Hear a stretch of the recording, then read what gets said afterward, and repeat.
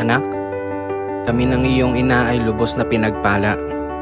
Simula noong umiikot ka pa lamang sa kanyang sinapupunan. Para bang ipinaramdam na sa amin kung paano ang langit. Sa kauna-unahang beses na kita'y marahang nayakap.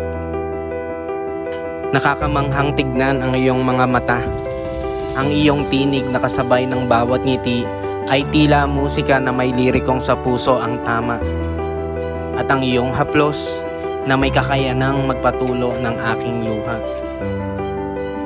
Hindi man namin ito pinlano, ngunit mas mabuting tunay ang plano ng may kapal. Isang karangalan ang palakihin kang nakikilala ang ating Diyos. Sa hirap at ginhawa na iyong haharapin, siya lang ang tangi mong kailangan. Ang iyong paglalakbay naway maging makabuluhan. Umiwas at huwag kang susunod sa tinuturo ng mundo. Pangako ko, gagabayan kita hanggang sa huli kong sandali. Nang maintindihan mo na ang kanyang buhay ay inialay para sa iyong kaligtasan.